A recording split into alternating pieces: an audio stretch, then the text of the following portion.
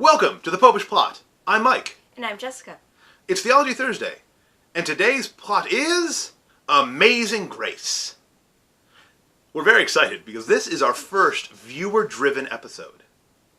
Viewer and fellow Catholic YouTuber Fabio asked a question in the comments to our last song-based Theology Thursday on Mary Did You Know if we would discuss Amazing Grace, because some have posited that we really shouldn't be singing it in Catholic churches in that it contains bad theology. In what is not a first in our friendship, but is a first here on the Popish Plot, we have a disagreement. I think Amazing Grace is fine theology. Jess, however, takes a different view. Yes, I find it questionable. First thing I want to say, because my parents are now watching this because they got their computer to work, that, Dad, I still know you wanted on bagpipes for your funeral. I'm fine with that because, one, it doesn't have any lyrics. Two, bagpipes at a funeral are nice and sad and everyone cries. And three, most of the times when you hear Amazing Grace, it's a dirge. Both in that it's at a funeral, in that it's played at a slow, depressing pace that does not at all fit the words to the song. Though, I will say, I've heard non-dirge versions of Amazing Grace. And I'm not even talking about when people take Amazing Grace and because it's in the public domain, they then add on their own words, because that drives me crazy. But just up-tempo, even bright renditions of Amazing Grace. Though yes, you are right, it is often played in the funerary context. Yes. And bagpipes make everything better. So, what else you got? Well, a lot of people find the problem with the second line of "that saved a wretch like me," which, as the person who wrote Amazing Grace was thought to have been leaning a bit more towards Calvinism. The idea that he meant wretch in that people are totally depraved and no matter what, they can't do any good. I can see how a lot of people think that. I actually don't have a problem with that. One, there is the hyperbole that, like, St. Paul used when he said that, he was the worst of sinners. And two, if you read this guy's life story, not the one that they read for, this song is such a great song, look at his life, but actually his life story, he was a horribly wretched person. He was a sailor. He was, the saying, swears like a sailor? That wasn't good enough for him. He swore so much that he had to invent new cuss words because there were not enough in existence that even the other sailors thought he was bad. I don't think we should criticize him just for being creative. Okay. And there's the second part. Most people know that he did work on a slave ship during his life. And at that time, there were a lot of people who did not understand how horrible slavery was, and you can kind of, be like, well, that era they didn't know. Before he was a captain of a slave ship, he was literally a slave himself. He upset enough of the sailors on his crew one time with all his creative swearing that he ended up getting sold into slavery from his ship and lived as a slave for years. So he knew what a slave was, how their life was, and he still said, you know what, I'm going to make money transporting these people. So I don't have a problem with that. However, there is also the fact that this song is about grace. It talks about grace as if it is a single, unified thing which there are no variations or differences in. There are two different types of grace. There is actual grace. This is the grace that God always is offering everyone throughout their life, hoping that it will cause them to turn towards Him. And there is sanctifying grace. This is the grace that, as you can tell from the name, it sanctifies you. This is the grace that makes you holy and gives your soul supernatural life. He uses grace interchangeably. He talks about how precious the grace appeared the hour he first believed, which would have been actual grace, not sanctifying grace. But yet, then he goes through the rest of the song talking as if it was sanctifying grace. Also, the background of the story is that it's like his autobiography. He came to the faith because he was in a horrible storm and his ship was going to be shipwrecked if something miraculous did not happen. Eek. Now, this is not the first time in his own life even that he had a life or death situation and turned to God. This is simply the only time it stuck. The rest of the time, I might die, oh Lord help me, and then as soon as he was done being helped, yeah, I'm going back to my normal life. So how he can talk about grace as if, any aspect of grace, just having a second of believing, and now you are filled with grace that will, save you, as he points out in, other parts of the thing. For example, the verse that I've never even seen printed in a Catholic Church hymnal. I did not know it existed until I actually looked up all the verses, where he states essentially that when his mortal life shall cease, I shall possess within the veil a life of joy and peace. So, he thinks that he is definitely getting saved and immediately going to heaven, which, again, is combining the grace of I first believed, actual grace, a movement of your heart towards God, and I'm now a saint. Well, let me respond to that simply by pointing to the preceding verse, verse 4. Mm-hmm. The Lord has promised good to me. His word my hope secures. He will my shield and portion be, as long as life endures. Now, of course, here he's using hope in not the way the world uses hope, which is, wishful thinking or optimism, but in the Christian use of hope, which is something that is in fact secure, something we can trust. Now, was John Newton the world's most sophisticated theologian? No. But in every instance, actualized grace or sanctifying grace is still grace. So I think he can be forgiven for using a little bit of poetic shorthand. Since after all, it is all the operative grace of God, which is a free gift none of us can earn. True. However, for a guy who on many occasions became a Christian and then took it back, you think he'd have a bit more, self-awareness that, I've got to go and actually live out this grace for me to, end up in heaven. Well, a lot of the Christian life is aspirational. Like, we hope to be better than we are. And, as we mature as disciples, we do in fact work to be better than we've been before. But what else you got? Those were my main thing. I mean, I actually like the fourth verse too. It's fine, it's good. I don't think we need to sing this in church. I mean, it's lovely as a story of someone, coming to faith, but are we singing this to God?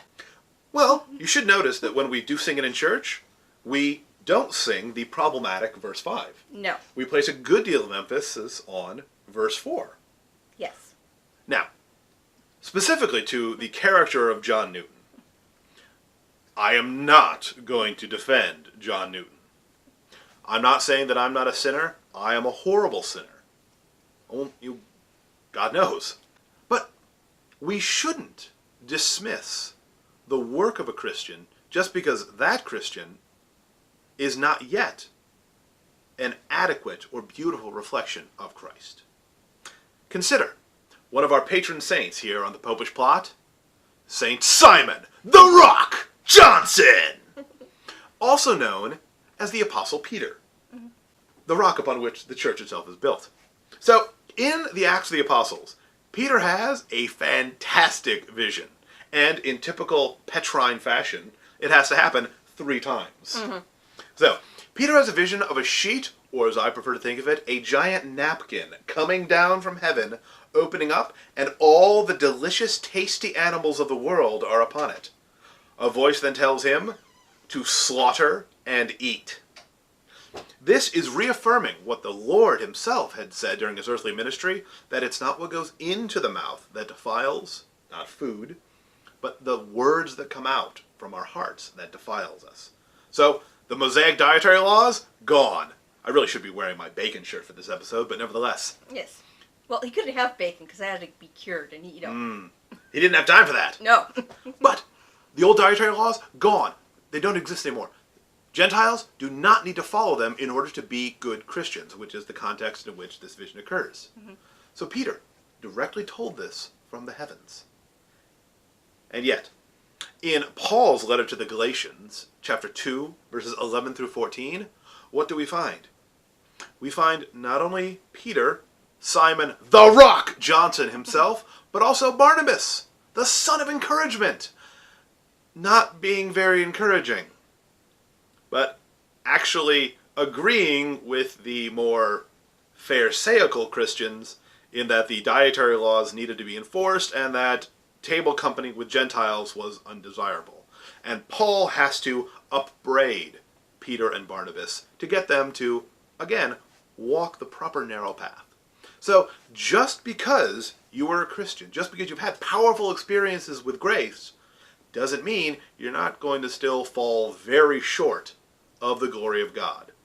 And we see this profoundly on display in the life of John Newton. But I don't think it nullifies the utility of Amazing Grace.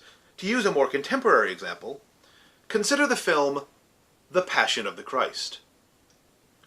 An extremely powerful and beautiful portrayal of how much God loves us, what he was willing to endure so that wretches like us could live. Now, directed by Mr. Mel Gibson, and again, I'm not pointing a finger at him because I am a terrible sinner myself. But in the years that followed The Passion of the Christ, Mr. Gibson had some run-ins with the law involving alcohol use, vehicle operation, and, most despicably, assault on a woman who was at the time his paramour. None of this is Christ-like, but at the same time, none of it nullifies the impact that The Passion of the Christ, the film, has had in the faith lives of many people who've seen it. So, the creator of a work might not live up to the standard that he himself sets forth in the work, but I don't agree that that nullifies the value of the work itself. Now, in Fabio's initial comment, he referenced a video made by another YouTuber who really isn't a fan of Amazing Grace because of supposed Calvinist influences. Well, that's partially explained by the fact that Newton, being an Englishman, when he did eventually come around, joined the Church of England, which, because it's Anglicanism and it's completely contradictory, it describes itself as both Catholic and Reformed. So there's a lot of tension there just in the church that he joined. But that other YouTuber focuses on the words appear and wretch. Well, a dictionary will tell you that appear simply means when something became visible, or when it became evident. So it's not that grace wasn't already operative in John Newton's life. It's just that before the hour that he first believed, he'd never seen it. He'd never been cognizant of it. Or at least not too long, because, again, this was not his first deathbed conversion. Well, a lot of us have gone to Mass every week, and yet we still lead pretty sinful lives. But then the other focus on the word wretch, again thinking that it means Calvinist total depravity, ignoring the fact that in the letter to the Romans, in chapter 7, verse 24, St. Paul, in the midst of a long discourse on sin, describes himself as, depending on which approved Catholic translation you use, he describes himself as unhappy man that I am, miserable man that I am, or wretched man that I am. What does wretch mean? A miserable, unhappy person. But, of course, without, not in any way criticizing Fabio for bringing that video to our attention, we here at the Popish Plot aren't big fans of that particular YouTuber and his take on Catholic theology. Yes, but I'm pretty sure we live a lot closer to where he is at than Fabio, so we've heard his various, fighting and disobedience with his bishop. Which, again, does not negate anything somebody says, but that's not the primary source I'm going to be looking for info on. It is problematic. Yeah. Mm-hmm. Nevertheless, I still don't think we're in complete agreement. No, but, I mean, I don't mind that you like the song. I still don't like the song. I wish less people at funeral masses insisted on having it played, simply because I work at a lot of funeral masses, so it's Amazing Grace and On Eagle's Wings every time. And people, you only have one funeral. Try to be a little more creative. But that's a whole nother topic. That is. So, what do you think? Where do you come down? Is Amazing Grace good theology or bad theology? Or in between. I mean, I wouldn't say it's horrible. I just, it's not great. Maybe we can all agree it's not amazing theology. It's more middling. But what do you think? Please do us a favor of subscribing to our channel. Do yourself a favor of ringing the church bell so you'll be notified whenever a new episode is released. And let us know what you think in the comments down below. Fabio, thank you so much for the suggestion. Please keep them coming. Let us know what other songs we should consider for their theological value. And until next time, Live your faith. love your faith. Share that love.